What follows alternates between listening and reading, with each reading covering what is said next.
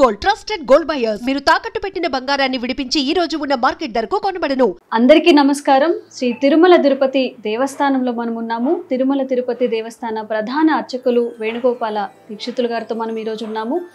ఎంతో మంది ఎంతో ప్రాణప్రదంగా కొలిచే స్వామివారి గురించి కొన్ని ధర్మ సందేహాలు స్వామివారిని అడిగి తెలుసుకుందాము. నమస్కారం స్వామి. నమో వెంకటేశాయ. స్వామి, చాలా మంది కూడా బాలాజీ అన్న, శ్రీ వెంకటేశ్వర స్వామి అన్న ఉపవాసాలు దీక్షలు చేస్తూ ఉంటారు. శనివారం వచ్చింది అంటే పూజ చేయకుండా ఏదైనా తీసుకునే వాళ్ళు కూడా ఉండరు. మన హైందవ మతంలో అంత సాంప్రదాయాలు ఉన్నాయి. అసలు మన స్వామి కొండ మీద ఎలా వెలిసారు, ఇక్కడికి ఎలా వచ్చారు, మా అందరికి తెలియజేయండి స్వామి. ఓం నమో వెంకటేశాయ. శ్రీ వెంకటాచలాధీశం శ్రీ అధ్యాసిత వక్షసం శ్రీచచేతన మందారం శ్రీనివాసం అహం భజే. శ్రీ వైకుంఠ విరక్తాయ స్వామి పుష్కరిణీ తటే రమయ రమమానాయ వెంకటేశాయ మంగళం. శ్రీ వెంకటేశ్వర స్వామివారు కలియుగ ప్రత్యక్ష దైవంగా కోట్లాది మంది భక్తుల కొంగు బంగారంగా స్వామివారు అనేక కోట్ల మంది భక్తులకు అనుగ్రహాన్ని ప్రసాదిస్తూ వారందరూ స్వామివారి అనుగ్రహంతో వారి వారి కోరికలు నెరవేరి తిరిగి తిరిగి స్వామివారి దివ్యమంగళ స్వరూపాన్ని తిరుమల క్షేత్రంలో స్వామివారిని దర్శించుకొని పరమ పునీతులు అవుతూ ఉంటారు. స్వామివారు ఈ కలియుగాంత వరకు భక్తులను రక్షించడానికి భూలోకంలో అవతరించడానికి ముందు మునులు ఋషులందరూ కూడా స్వామివారి వైకుంఠానికి వెళ్ళి శ్రీ మహావిష్ణువును వేడుకుంటారు. స్వామి, కలియుగంలో ధర్మం 3 పాదాల్లో నడుస్తూ ఉంటుంది కాబట్టి కలియుగంలో భక్తులందరికీ రక్షణ కల్పించడానికి తమరు కలియుగాంతం వరకు అవతరించాలని చెప్పి కోరగా మునులందరికీ స్వామివారు కలియుగంలో నేను అర్చావతార స్వరూపంగా ఆవిర్భవిస్తాను, అట్లా ఆవిర్భవించిన నన్ను ఆరాధించడానికి ప్రత్యేకమైన విధి విధానాలు ఏర్పాటు చేయవలసిందిగా మునులందరినీ కోరుతారు.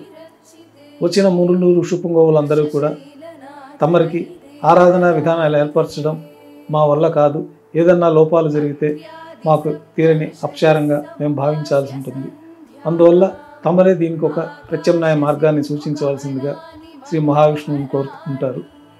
అప్పుడు శ్రీ మహావిష్ణువు యొక్క ఆత్మస్వరూపంలో నుంచి శ్రీ వికనస మహర్షి వారిని ఆవిర్భవింపచేసి వారి ద్వారా శ్రీ వైఖానస భగవత్ శాస్త్రాన్ని రచించి ఈ అత్రి భృగు కశ్యప మహర్షుల్ని తోడుగా పెట్టుకొని శ్రీ వికనమునీంద్రులు మతానుసారంగా శ్రీ వైఖానస భగవత్ శాస్త్రం ప్రకారం స్వామివారికి తిరుమల క్షేత్రంలో ఆరాధనలు ప్రారంభమవుతాయి.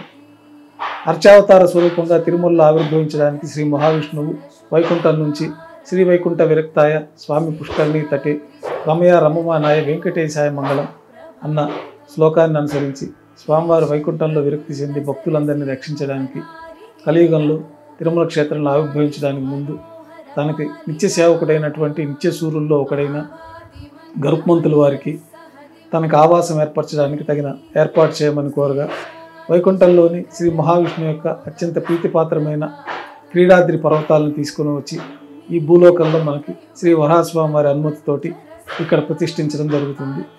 ఆ యొక్క క్రీడాద్రి పర్వతాలే నేడు శ్రీ వెంకటాచల పర్వతాలు. ఆ క్రీడాద్రి పర్వతాలను గరుత్మంతుల వారు భూలోకంలో ప్రతిష్ఠించిన తర్వాత పద్మావతి పరిణయార్థమై శ్రీ వెంకటేశ్వర స్వామి వారు శ్రీ మహావిష్ణువు భూలోకంలోకి వచ్చి పద్మావతి అమ్మవారిని పరిణయం చేసుకున్న తర్వాత అర్చావతార శాలిగ్రామ శిలాస్వరూపంగా శ్రీ వెంకటేశ్వర స్వామి వారు తిరుమల క్షేత్రంలో శ్రీ వరాహస్వామి వారి అనుమతితోటి ఆవిర్భవిస్తారు. అందుకు ముందుగా శ్రీ వరాహస్వామి వారికి ఒక విన్నపం చేసుకుంటారు. కలియుగాంతం వరకు భక్తులను రక్షించడానికి తిరుమల క్షేత్రంలో నేను ఉంటాను, దానికి మీరు స్థలం ఇచ్చినందుకు ప్రతిఫలంగా ముందుగా మీకు ఆరాధనలు, ముందుగా మీకు నైవేద్యాలు, పూజలు, శ్రీ వరాహస్వామి పుష్కరిణిలో స్నానం ఆచరించడం, శ్రీ వరాహస్వామి వారిని దర్శించుకున్న తర్వాత నన్ను దర్శించుకున్నతో వారికి సంపూర్ణ వెంకటాచల దర్శన ఫలితం దక్కుతుందని చెప్పి తెలియజేయడం జరుగుతుంది. ఆ ఒడంబడికను అనుసరించి నేటికి కూడా శ్రీ వరాహస్వామి వారికే ముందుగా ఆరాధనలు, నైవేద్యాలు జరుగుతూ ఉంటాయి. కలియుగ ప్రత్యక్ష దైవంగా శ్రీ వెంకటేశ్వర స్వామి వారు స్వామి పుష్కరిణికి దక్షిణ నైరుతిలో వెలిసినట్లు ఆగమ శాస్త్రాలు, పురాణాల ద్వారా తెలుస్తూ ఉంది. ఈ కలియుగ ప్రారంభంలో భూమండలం కింద ఉన్నటువంటి శ్రీ వెంకటేశ్వర స్వామి వారిని అర్చించడానికి గోపీనాథ దీక్షితులు అనే మా వంశ మూలపురుషుడు శ్రీ వరాహస్వామి వారికి ఆరాధన చేసుకుంటూ ఉంటారు. వారికి స్వప్నంలో కనపడి స్వామివారి యొక్క వరాహస్వామి ఆలయానికి దక్షిణ నైరుతిలో నా యొక్క శిలాస్వరూపం అర్చావతార స్వరూపంగా ఉన్నది, దాన్ని తీసి మీరు ఆరాధించవలసిందిగా ఆజ్ఞాపిస్తారు. శ్రీ గోపీనాథ్ దీక్షితుల వారు ఆ యొక్క దక్షిణ నైరుతి భాగంలో చింత చెట్టు కింద ఉన్న పుట్టల కింద ఉన్నటువంటి శ్రీ వెంకటేశ్వర స్వామివారి అర్చావతార స్వరూపాన్ని పాలతో అభిషేకించి వెలికి తీసి శ్రీ వైకానస భగవత్ శాస్త్రం ప్రకారం స్వామివారిని ప్రతిష్ఠించి స్వామివారికి ఆవాసంగా అప్పట్లో ఒక చిన్న పందిరిలాగా ఏర్పాటు చేసుకొని స్వామివారిని ఆరాధించుకుంటూ వస్తూ ఉన్నారు. అట్లా కలియుగాంత వరకు భక్తులను రక్షించడానికి శ్రీ వెంకటేశ్వర స్వామివారిగా తిరుమల క్షేత్రంలో శ్రీవారు ఆవిర్భవించారన్నది మనకి పురాణాలు ఆగమ శాస్త్రాల ద్వారా తెలుస్తుంది. కృతయుగంలో, త్రేతాయుగంలో, ద్వాపర యుగంలో స్వామివారి యొక్క పరిపూర్ణ అనుగ్రహం పొందాలంటే ఎంతో కఠినమైన తపస్సులు, ఎంతో కఠినమైన యజ్ఞ యాగాదులు చేస్తే కానీ స్వామివారి యొక్క అనుగ్రహం లభించదు. కలియుగంలో ఈ ధర్మం 3 పాదాల్లో ఉంటుంది కాబట్టి సులభంగా స్వామివారి నామ సంకీర్తనతోటి, స్వామివారి దర్శనంతో యజ్ఞయాగాదులు చేసిన ఫలితాలు కలుగుతాయన్నది మనకి పురాణాల ద్వారా తెలుస్తూ ఉన్నది. స్వామి, అలాగే స్వామివారికి ప్రతిరోజు కూడా ఎలాంటి కైంకర్యాలు జరుగుతూ ఉంటాయి? ప్రత్యేకమైన పూజలు ఏం జరుగుతూ ఉంటాయి స్వామి? తిరుమల క్షేత్రంలో అర్చావతార స్వరూపంగా ఆవిర్భవించినటువంటి శ్రీ వెంకటేశ్వర స్వామి వారికి శ్రీవారి ఆలయంలో నిత్యం శ్రీ వైకానస భగవత్ శాస్త్రోక్తమైన విధానంలో నిత్య కైంకర్యాలు, పూజలు నిర్వహిస్తూ ఉంటారు. సుప్రభాత సేవతోటి స్వామివారి యొక్క పూజా కార్యక్రమాలు ప్రారంభమవుతాయి. బంగారు వాకిల్లో వేద పండితులు సుప్రభాత శ్లోకాలు, ప్రపత్తి పఠనం చేస్తూ ఉంటారు. ప్రతిరోజు ఏకాంత సేవలో ఉన్నటువంటి శ్రీ వెంకటేశ్వర స్వామివారి ప్రతిరూపమైనటువంటి భోగ శ్రీనివాసమూర్తి వారిని మేల్కొల్పి వారిని గర్భాలయంలో జీవస్థానంలో వేంచేపు చేసి స్వామివారు భూలోకానికి వచ్చిన మొట్టమొదటిసారిగా గోక్షీరాన్ని ఆహారంగా స్వీకరించారు కాబట్టి ఆ యొక్క ప్రతీకను అనుసరించి స్వామివారికి దారోష్ణమైన గోక్షీరము, నవనీతము నైవేద్యంగా సమర్పించి కర్పూర నీరాజనంతో మనకి విశ్వరూప దర్శనం అంటే సుప్రభాత సేవకు వచ్చిన వారందరికీ దర్శనం ప్రారంభమవుతుంది. వారి యొక్క దర్శనం పూర్తయిన తర్వాత స్వామివారికి తోమాల సేవ ప్రారంభమవుతుంది. తోమాల సేవ అంటే దేవతామూర్తులందరికీ, గర్భాలయంలో ఉన్న దేవతామూర్తులందరికీ మనం నిత్యం ఏ విధంగా అయితే కాళ్ళు చేతులు కడుక్కొని దంతధావనం చేసుకొని ముఖ ప్రక్షాళనం చేసుకొని స్నానం ఆచరిస్తాము, ఈ విధమైన ప్రక్రియలన్నీ కూడా శ్రీ వైకానస భగవత్ శాస్త్రంలో చెప్పబడిన విధంగా ప్రత్యేకమైన మంత్రాలతోటి ఈ యొక్క క్రియా విధానాలన్నీ కూడా ఋషులు ఏర్పాటు చేసి ఉన్నారు.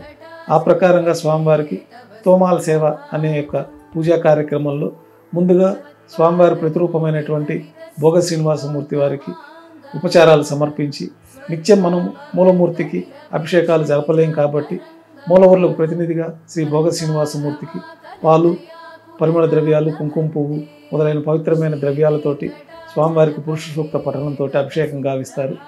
తర్వాత భోగ శ్రీనివాసమూర్తి వారికి అలంకరించి స్వామివారి పాదాల వద్ద జీవస్థానంలో ప్రతిష్ఠించి మూలమూర్తికి అభిషేకాలు ఇవన్నీ చేయలేం కాబట్టి వారి యొక్క పాదాలను తీసుకొని ప్రత్యేకమైన ఉపచారాలు సమర్పించి వారికి మంత్రస్నానంగా అభిషేకాన్ని జరిపించడం, తిరిగి పాదాలని స్వామివారి యొక్క పాదపద్మములను సమర్పించడం, తర్వాత శాలిగ్రామాలకి విశేషంగా అభిషేకాన్ని గావించడం.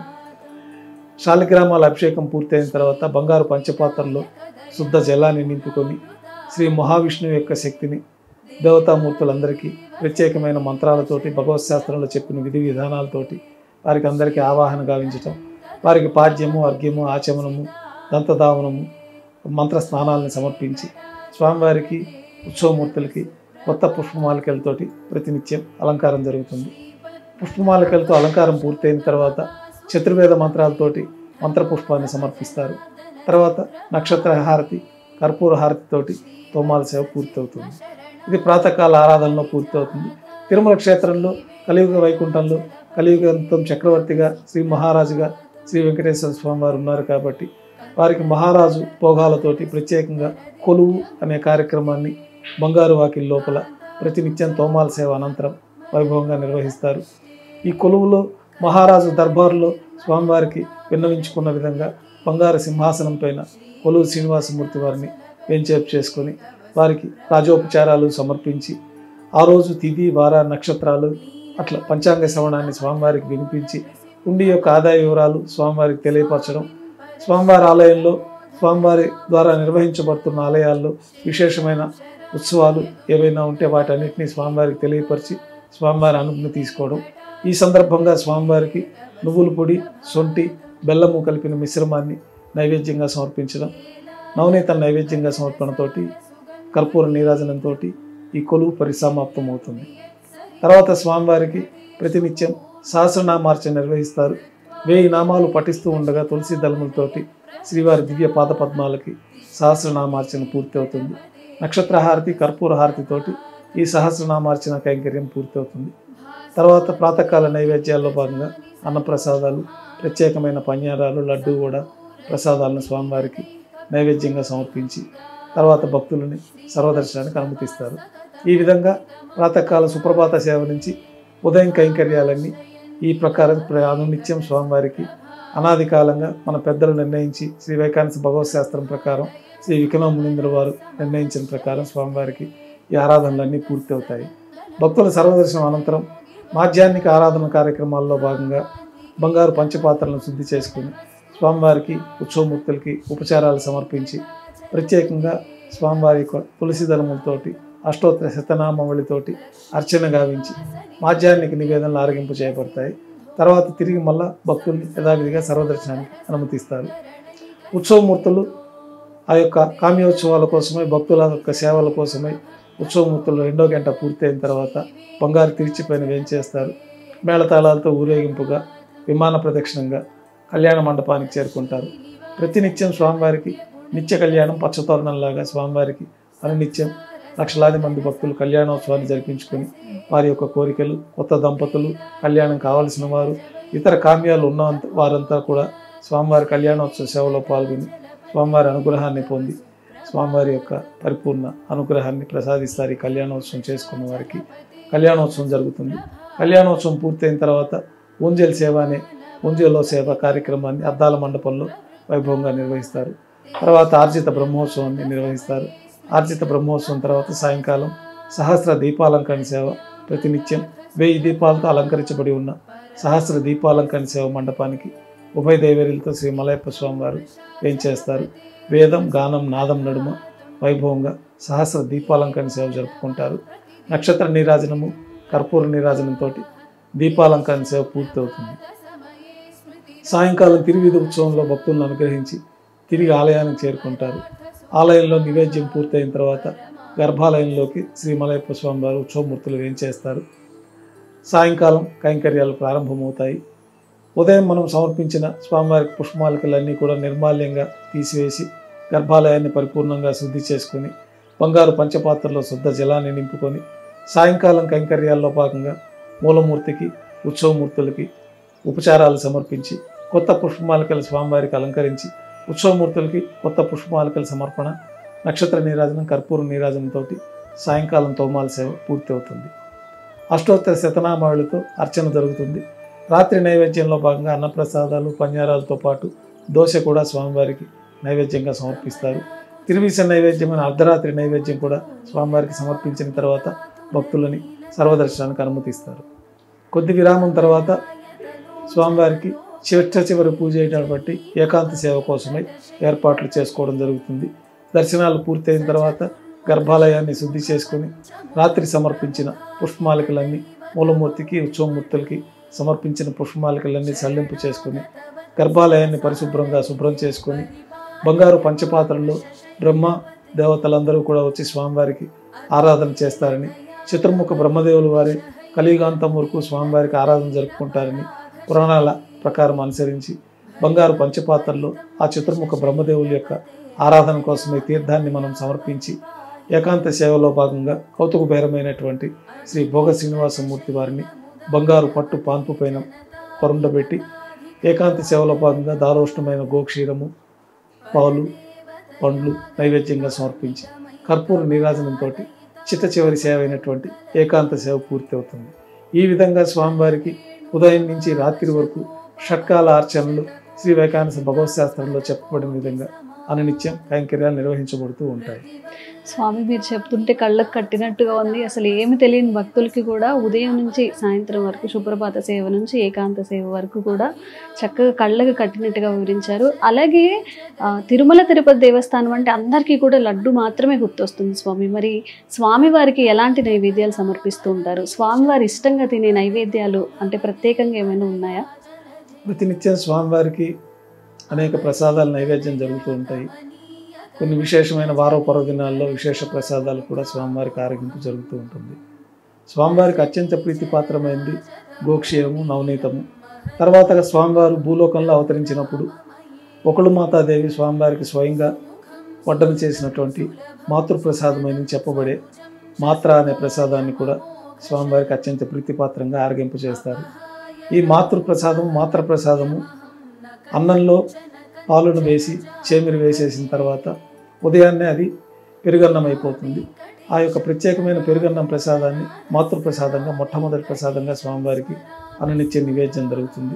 అది గర్భాలయం లోపలే ఈ యొక్క ప్రసాదాన్ని ఉంచడం జరుగుతుంది. తర్వాత లడ్డూ కూడా గర్భాలయంలో ఉంచడం జరుగుతుంది. స్వామివారు కళ్యాణం కోసమే భూలోకానికి ఇచ్చేశారు కాబట్టి ఆ కళ్యాణంలో విశేషమైన ప్రసాదం లడ్డూగా స్వామివారికి భక్తులందరికీ ప్రీతిపాత్రంగా ఉండడం కోసం ఈ ప్రసాదాన్ని ఏర్పాటు చేశారు. గతంలో ఈ లడ్డూ స్థానంలో బూందీ ఇచ్చేవారు. తర్వాత క్రమేపీ స్వామివారికి నిత్య కళ్యాణాలు ప్రారంభమైన తర్వాత ప్రత్యేకంగా ఈ యొక్క లడ్డు వడా ప్రసాదాన్ని కూడా మనం తిరుమల తిరుపతి దేవస్థానంలో ప్రవేశపెట్టడం జరిగింది. ఆ లడ్డు వడా ప్రసాదం కూడా గర్భాలయంలో స్వామివారికి ఉంచుతారు. గర్భాలయం కులశేఖరపుడి బయట పొంగలి, మాత్ర, దద్దోజనము, పులిహోర, కదంబము ఇత్యాది ప్రసాదాలన్నీ కూడా స్వామివారికి నైవేద్యంగా సమర్పిస్తారు. మాధ్యాహ్నిక నైవేద్యంలో స్వామివారికి ప్రత్యేకంగా సీరా ప్రసాదాన్ని కూడా నైవేద్యంగా సమర్పిస్తూ ఉంటారు. ఇక రాత్రి నైవేద్యాలలో భాగంగా స్వామివారికి దోశ అనే ప్రసాదాన్ని కూడా స్వామివారికి ఇతర అన్న ప్రసాదాలతో పాటు ఆ ప్రసాదాన్ని కూడా నైవేద్యంగా సమర్పిస్తారు. గురువారం నాడు స్వామివారికి విశేషంగా అన్నకూటోత్సవాన్ని తిరుమల క్షేత్రంలో శ్రీ వైకానస భగవత్ శాస్త్రం ప్రకారం వైభవంగా నిర్వహించడం జరుగుతుంది. ఈ అన్నకూటోత్సవంలో భాగంగా బంగారు వాకిల్లో గరుడాల్వారికి ముందుగా వెండి పీఠం పైన సుమారు 450 కిలోల పరిమాణంలో తింత్రిణీ రసాన్నం అంటే పులిహోరని రాశిగా పోసి దాన్ని 8 దిక్కుల శిఖరములుగా ఏర్పాటు చేసి పుష్పాలతోటి, కొబ్బరి చిప్పలతోటి, నారికేల అర్థఫలములు చేర్చ ఆ యొక్క అన్నకూటాన్నంతా కూడా అలంకరణ గావించి స్వామివారికి సమర్పించబడి ఉన్న తిరువాభరణాలన్నీ కూడా శుక్రవారం అభిషేకం ఏర్పాట్లలో భాగంగా మూలమూర్తికి అనునిత్యం సదా సమర్పణలో ఉన్నటువంటి కిరీటము, కర్ణపత్రాలు, శంకుచక్రాలు, కటిహస్తము, వరదహస్తము, ఇతర శాలిగ్రామ హారాలు, తులసి పత్రహారము, అష్టోత్తర హారము, సహస్రనామ మాలలు, ఆభరణాలన్నీ కూడా సళ్ళింపు చేసి శ్రీవారి యొక్క తిరునామాన్ని నేత్రములు కనిపించే విధంగా అర్ధభాగాన్ని తొలగించి నేత్ర దర్శనంగా అలంకరించి ఆ నేత్ర దర్శనంలో ప్రారంభంలోనే ఈ అన్నకూటాన్ని స్వామి దర్శించుకున్న విధంగా స్వామివారికి ఎదురుగా ఈ అన్నరాశి అన్నకూటాన్ని ఏర్పాటు చేసి ప్రత్యేకంగా స్వామివారికి అన్నకూటోత్సవంగా నైవేద్యంగా సమర్పిస్తారు. ఈ 2వ గంట నైవేద్యంలో భాగంగా ఈ అన్నకూటంతో తింత్రిణీ రసాన్నంతో పాటు స్వామివారికి జిలేబీ, మురుకు, లడ్డు, వడ, ఇతర ప్రసాదాలు కూడా నైవేద్యంగా సమర్పించి నైవేద్యం పూర్తయిన తర్వాత అన్నకూటం చుట్టూ ఏర్పాటు చేసిన త్వరను తొలగించి తిరుప్పావడి సేవలో భాగంగా వేద పండితులు బంగారు బాకిల్లో శ్రీనివాస గద్య పఠనం చేస్తారు. ఈ గద్య పఠనం పూర్తయిన తర్వాత బంగారు బాకిల నుంచి మూలమూర్తికి కర్పూర నీరాజనం, అట్లాగే అన్నరాశికి కర్పూర నీరాజన సమర్పణతోటి ఈ తిరుప్పావడి సేవ పూర్తవుతుంది. ఈరోజు సాయంత్రం వరకు స్వామివారిని భక్తులు నేత్ర దర్శనం అలంకారంలో దర్శించుకుంటారు. స్వామివారి ఆభరణాలు ఏమీ లేకుండా దోవతి, ఉత్తరీయము, స్వామివారి తిరునామంలో స్వామివారి నేత్రములు కనిపించే విధంగా ముఖమండలంలో ఈ తిరునామాన్ని కూడా మనం దర్శించుకోవచ్చు. గురువారం సాయంత్రం స్వామివారికి విశేషంగా పూలంగి సేవను నిర్వహిస్తారు. ఈ పూలంగి సేవలో భాగంగా స్వామివారికి ఉపచారాలన్నీ సమర్పించి కొత్త పుష్పమాలికలన్నీ తీసుకుని వచ్చి స్వామివారి దివ్యమంగళ స్వరూపం అంతా పూర్తిగా కవర్ అయ్యే విధంగా స్వామివారికి పుష్పమాలికలతోటి అలంకారం జరుగుతుంది. ఈ పూలంగి సేవలో భాగంగా స్వామివారికి అన్నప్రసాదాలు, పన్యారాలు, దోశ నైవేద్యంగా సమర్పించిన తర్వాత భక్తులని గురువారం రోజు సాయంత్రం భక్తులందరూ కూడా స్వామివారిని పూలంగి దర్శనం అలంకారంలో దర్శించుకుంటారు. తిరిగి రాత్రి ఏకాంత సేవతోటి ఈ పుష్పమాలికలన్నీ చల్లింపు చేయడం జరుగుతుంది. గురువారం రోజు స్వామివారికి ఈ విధంగా విశేషమైన ఆరాధనలు, విశేషమైన అలంకారాలతో స్వామిని దర్శించుకోవచ్చు. స్వామి, అలాగే స్వామివారి ఆభరణాలు కూడా శ్రీకృష్ణదేవరాయలు గారు చేయించారని చెప్పి అప్పటి నుంచి కూడా నాకు ఇది కావాలి అని స్వామివారు అడిగి మరీ చేయించుకున్నారు అనేది ఒక కథ ద్వారా మేము తెలుసుకున్నాము. అసలు స్వామివారికి ఎలాంటి ఆభరణాలు అంటే ఈరోజు ఈ అలంకరణ, ఇలాంటి అలంకరణలు, అలాగే భక్తులు సమర్పించాలంటే స్వామివారికి ఇష్టమైన ఆభరణాలు ఏంటి స్వామి? శ్రీ మహావిష్ణువు అలంకార ప్రియుడు. స్వామివారి సాక్షాత్తు వైకుంఠం నుంచి కలియుగాంతం వరకు భక్తులను రక్షించడానికి తిరుమల క్షేత్రంలో ఆవిర్భవించారు. అట్లా ఆవిర్భవించిన అర్చావతార స్వరూపానికి మనం గతంలో చెప్పుకున్న విధంగా గోపీనాథ్ దీక్షితులనే మూల పురుషుడు స్వామివారికి ఆచ్ఛాదనగా తిరుమలలో ఒక పందిరి వేసి స్వామివారికి ఆరాధన చేసుకుంటూ వస్తూ ఉన్నారు. తర్వాత స్వామివారి యొక్క బావమరిది అయినటువంటి ఆకాశ మహారాజు ప్రత్యేకంగా స్వామివారి యొక్క కళ్యాణంలో ఒక స్వర్ణ కిరీటాన్ని సమర్పింపజేయడం, స్వామివారు కూడా అర్చావతార స్వరూపంగా భూలోకంలో ఆవిర్భవించినప్పుడు స్వామివారు స్వర్ణ కిరీటము, కర్ణపత్రాలు, జాజీబందులు, కంకణాలు, కంఠాభరణాలు, ప్రళంబ యజ్ఞోపవీతము, శ్రీవత్సము, కౌస్తుభము, వక్షస్థలంలో మహాలక్ష్మి అమ్మవారు, పాదాలకి ప్రత్యేకంగా ఉంగరాలు, చేతులకు కూడా ప్రత్యేకమైన అంగుళీలు ఉంగరాలు, వీటన్నిటితో పాటే స్వామివారు అర్చావతార స్వరూపంగా సాక్షాత్తు శ్రీ మహావిష్ణువే శిలాస్వరూపం ధరించి భూలోకంలో అవతరించారు. కాబట్టి అట్లా అర్చావతార స్వరూపంగా ఆవిర్భవించిన శాలిగ్రామ శిలాస్వరూపానికి వైకాంస భగవత్ శాస్త్రం ప్రకారం గోపీనాథ్ దీక్షితుల వారు ప్రతిష్ఠించి ఆరాధనలు చేసుకుంటూ రావడం, తర్వాత స్వామివారు స్వప్నంలో రాజులకి అట్లాంటి వారికి కనపడి వారి యొక్క కోరికలు నెరవేర్చుకోవాలంటే తిరుమల దర్శించుకోవాలని చెప్పడం, రాజులందరూ కూడా తిరుమల క్షేత్రాన్ని దర్శించుకోవడం, వారి కోరికలు నెరవేరిన తర్వాత స్వామివారికి అంచెల వారీగా ముందు 2-3 శతాబ్దాల్లో గర్భాలయాన్ని నిర్మించడం జరిగింది. తర్వాత విమాన ప్రదక్షిణాన్ని 6-7 శతాబ్దాల్లో విమాన ప్రదక్షిణం పక్కన ఉన్న సంపంగి ప్రాకారం, తర్వాత రంగమండపం 13వ శతాబ్దంలో 14వ శతాబ్దాల్లో ఈ యొక్క అంచెల వారీగా దేవాలయం అభివృద్ధి చేయడం జరిగింది. అనేక మంది రాజులు స్వామివారి యొక్క పరిపూర్ణ అనుగ్రహం పొందిన తర్వాత విశేషంగా స్వామివారు మహావిష్ణు స్వరూపం కాబట్టి, శ్రీ మహావిష్ణువు ఆభరణాల అలంకార ప్రియుడు కాబట్టి ప్రత్యేకంగా స్వామివారి యొక్క శిలాస్వరూపంలో నమూనాలలో ఏ విధంగా అయితే ఉన్నదో అదేవిధంగా ఆభరణాలను తయారు చేయించడం జరుగుతూ ఉన్నది. అనేక మంది రాజులు, అనేక మంది భక్తులు కూడా అనేక రకాలుగా స్వామివారికి అన్నిత్యం ఆభరణాలు నేటికి సమర్పిస్తూనే ఉన్నారు.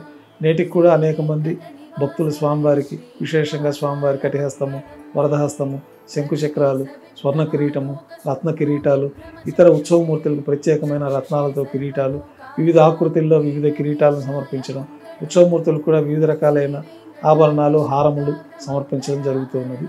స్వామివారికి అనేక రకాలైన ఆభరణాలు, మూలమూర్తి కూడా అనేక రకాలైన ఆభరణాలు ఉన్నాయి. అయితే అన్నీ ఒకే సెట్టు, ఒకే పరిమాణంలోనే స్వామివారికి సమర్పించడం జరుగుతుంది. ఆ యొక్క ఆభరణాల ఆ క్రమం ప్రకారమే స్వామివారికి అన్నిత్యం మనం సమర్పణ జరుగుతూ ఉంటుంది.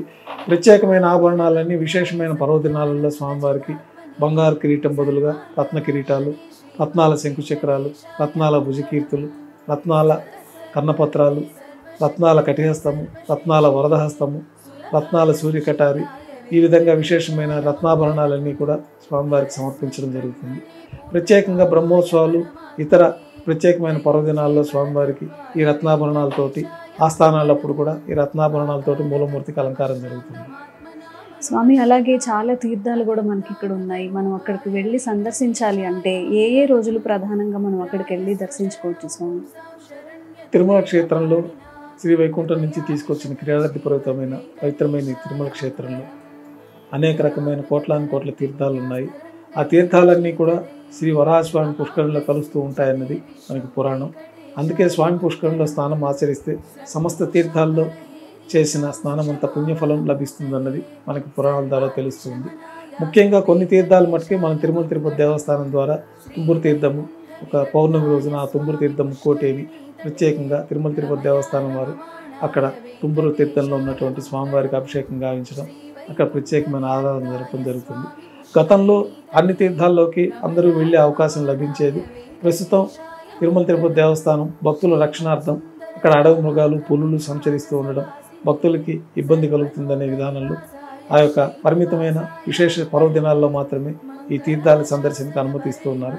అట్లాగే చక్ర తీర్థము, కుమారధార తీర్థము, తుంబురు తీర్థము, నారద తీర్థము, ఇట్లా అనేక రకాలైన తీర్థాలు, శేష తీర్థము, ఇట్లాంటి తీర్థాలన్నీ కూడా తిరుమల క్షేత్రంలో అనేక తీర్థాలు ప్రవహిస్తూ ఉంటాయి. అనేక తీర్థాలకు అనేకమైన విశేషమైన ఫలితాలు కూడా పురాణాల్లో చెప్పబడి ఉన్నది. ఆ యొక్క తీర్థాలన్నీ కూడా మనం వెళ్ళి స్నానం చేయలేకపోతే స్వామి పుష్కరంలో స్నానం చేస్తే సమస్త తీర్థాలలో చేసిన స్నాన ఫలితం స్వామి పుష్కరిణి స్నానంతో కలుగుతుందన్నది భక్తుల విశ్వాసం. స్వామి, అలాగే చివరిగా ఒక్క ప్రశ్న. చాలామంది భక్తులు ఒక్కసారి, కొన్ని కోట్ల మంది భక్తులు స్వామివారిని దర్శించుకుంటే చాలు, ఒక్కసారి కనిపిస్తే చాలు మాకు దర్శనం అని అనుకునే వాళ్ళు చాలామంది ఉన్నారు. మీరు చాలా నాళ్ళుగా కూడా స్వామివారికి పూజలు చేస్తున్నారు, అంటే వంశపారంపర్యంగా కూడా మీరు స్వామివారికి అర్చకత్వం వహిస్తున్నారు, చాలా పుణ్యం చేస్తున్నారు స్వామి. దీని గురించి ఏమైనా మాట్లాడతారు?